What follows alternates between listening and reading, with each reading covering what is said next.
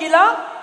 হজ করলে বুখারীর হাদিস, আল্লাহর নবী বলেন রাজা কায়ুমি ওয়ালাদাতুহু উম্মুহু, মার পেট থেকে সন্তান ভূমিষ্ঠ হলে সন্তানকে যেভাবে নিষ্পাপ দেখা যায়, আল্লাহ তাআলার ঘরে যারা হজ করতে যাবে আল্লাহ তাকে নিষ্পাপ করে দুনিয়াতে পাঠাবে।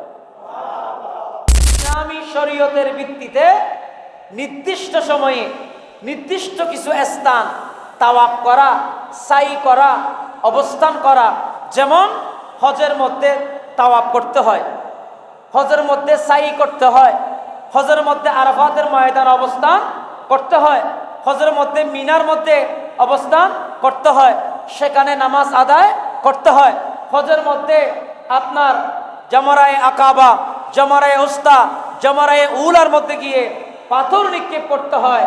এই সমস্ত কাজ সম্পন্ন করার নাম হজ। হজের অর্থ বুঝলেন, হজ কাকে বলে সেটাও বুঝলেন। গভীর মনোযোগ, হজ এটাকে বলা হয় আমার ভাইয়েরা, হজের মাধ্যমে যে ব্যক্তি মান হাজ্জা, হজ করেছে, ফালাম ইয়ারফাস ওয়ালাম ইয়াফসুক, হজ আদায় করেছে, তিনি খারাপ কাজ করে নাই, জেনা ব্যভিচার করে নাই, জুলুম অত্যাচার করে নাই, ওই বান্দার জন্য আমার নবী বলে তার জন্য হজ্জে মাবরুর দান করা হবে। আর একটু জোরে বলুন না সুবহানাল্লাহ।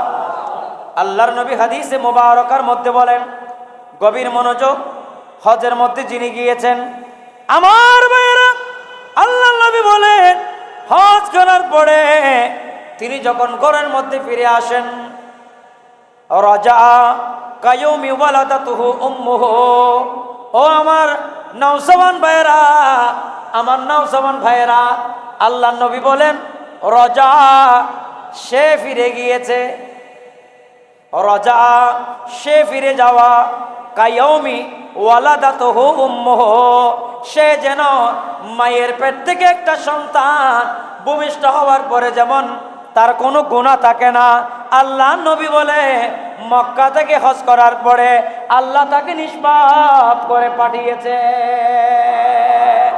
আর ভাইয়েরা, বুখারী শরীফের মধ্যে কিতাবুল হজে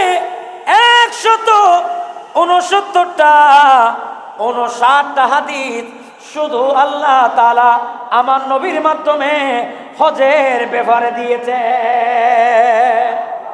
59, আমি আজকে বুখারী শরীফের ওই হাদিসগুলো তেলাওয়াত করলাম। 159টি হাদিস ইমাম বুখারী শরীফের মধ্যে কোট করেছেন।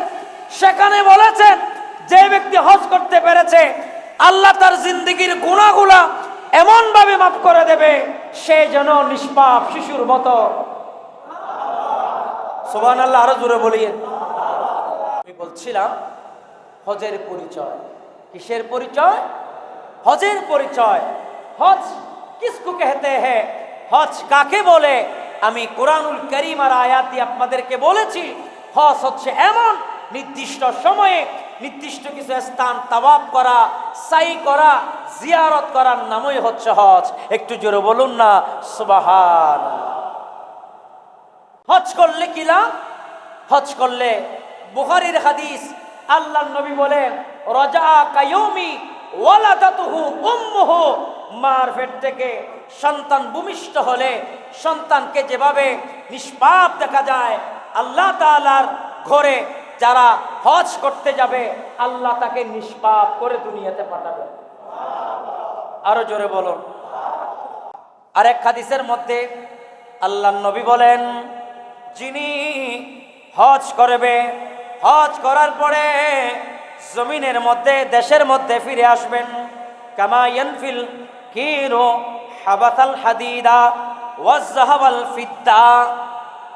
গভীর মনোযোগ, আল্লাহর নবী বলেন লোহা থেকে জামার যেমন কামারের দোকানে গেলে জরায় পেলে আগুনের মাধ্যমে, কথা ঠিক কিনা বলেন? লোহা যখন কামারের দোকানে দিবেন সেই লোহাকে আগুনের মধ্যে দিবেন, আগুনে দেওয়ার পরে আমার একটা হাতুড়ি দিয়ে সেই আমার ছুরি অথবা দাওকে আঘাত করবেন, কামার যখন আঘাত করবেন সেটা অটোমেটিকলি আমার ভাইয়েরা পিওর হয়ে যাবে। আল্লাহর নবী বলে হজ এটা এমন একটা জিনিস, কামারের দোকানে যেমন একটা দাও অথবা ছুরিকে কামার বাড়ি দিয়ে দিয়ে একদম চমৎকার করে সুন্দর করে পরিপাটি করে দেয়, ঠিক তেমনি ভাবে একজন মুসলমান একজন মুমিনকে আল্লাহ হজের মাধ্যমে নিষ্পাপ করে দেয়। যেমন কামার লোহা থেকে তার মরিচিকাগুলা ঝরে ফেলিয়ে দেয়, ঠিক তেমনি ভাবে কামারের মতো যেভাবে লোহা থেকে মরিচিকা জড়িয়ে ফেলে, ঠিক তেমনি ভাবে আল্লাহ তাআলা বান্দার কলব থেকে গুনাহগুলাকে জড়িয়ে দেয়। আরো জোরে বলুন না সুবহানাল্লাহ। এইভাবে আমার ভাইয়েরা আল্লাহ নবী বলেন, ও নবীর উম্মত শোনো শোনো, বেসাসা এলাকা থেকে কোন মানুষ যদি হজ করতে পেরেছেন অথবা কেউ যদি হজে গিয়েছেন, আল্লাহ নবী বলেন ওই ব্যক্তির জন্য ওয়ালাইসা লিল হাজ্জা হাজ্জাতিল মাবরুর ইল্লা জান্নাহ, আল্লাহ ততক্ষণ কান্ত হবে না ততক্ষণ বান্দা এবারে জান্নাত ন দে। আল্লাহু আকবার কবীরা।